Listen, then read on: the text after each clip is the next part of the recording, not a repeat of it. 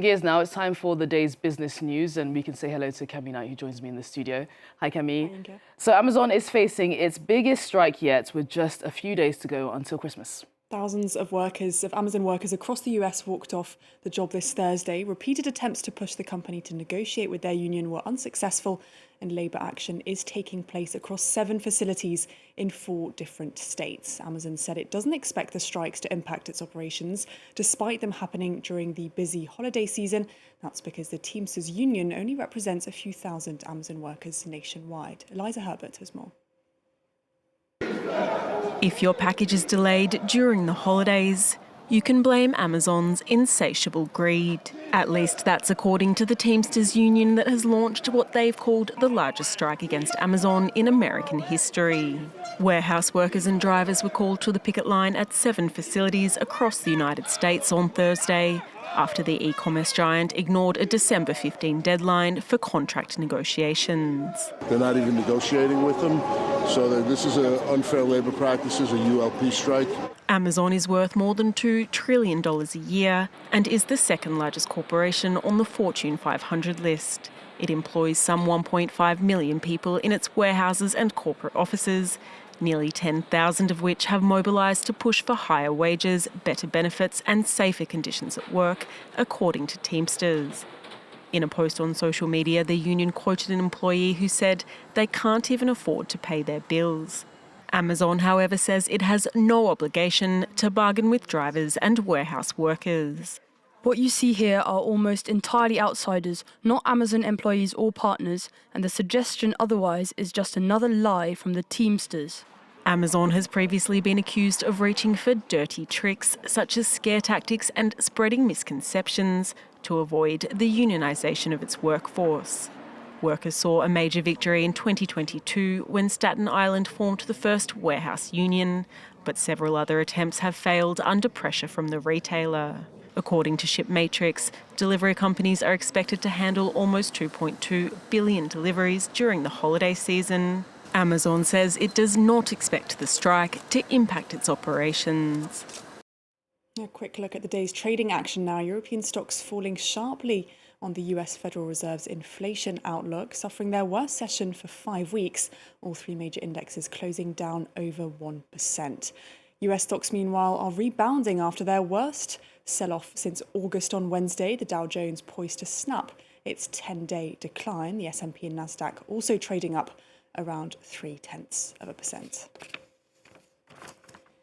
The US government, meanwhile, is once again facing the prospect of a shutdown. With Congress deadlocked, no budget bill has been passed for the 2025 fiscal year, which began in October.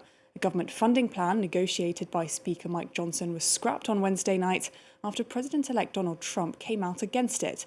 Congressional leaders are now huddling on Capitol Hill in search of a deal to avert a shutdown at the end of Friday. Brian Quinn has the details. Donald Trump has yet to return to the Oval Office, but he's already throwing a wrench into the gears of government. The president-elect is railing against a bipartisan spending deal passed in the Senate earlier this week, calling it full of giveaways to Democrats and threatening to end the political careers of Republican House members who support it. His vice president-elect, J.D. Vance, adding that Trump wants the U.S. debt ceiling raised or scrapped before he takes office so that his administration isn't saddled with it. Well, what the president believes is we should support a clean CR so long as it contains a debt limit increase.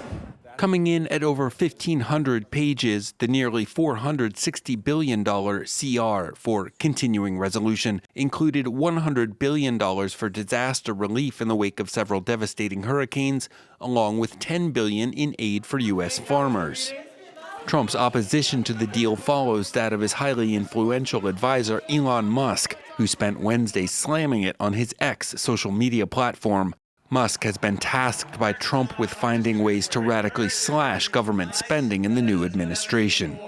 Democrats have denounced the Republican about-face on the agreement. House Republicans have now unilaterally decided to break a bipartisan agreement that they made.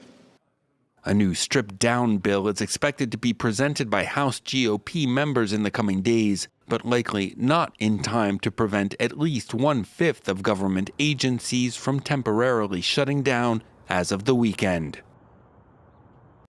Now, if you're in the US and you've not got data or Wi-Fi, ChatGPT now has you covered anyway. OpenAI has launched a functionality that allows people to dial a number on the phone and have a conversation with its AI chatbot. The company says users have 15 minutes available per month to call ChatGPT, but anyone around the world can also message the number on WhatsApp. It's part of a barrage of updates from OpenAI, part of a 12-day release event ahead of Christmas. The company recently hired its first chief marketing officer, signalling plans to spend more on advertising as it battles competitors like Amazon-backed Anthropic, Google, and Meta. I asked the chatbot on WhatsApp today whether it felt threatened by its competitors. It said it didn't because it lacked consciousness or self-awareness, but that it did recognise the unique contributions of other organisations. Gosh, is there anything it can't do?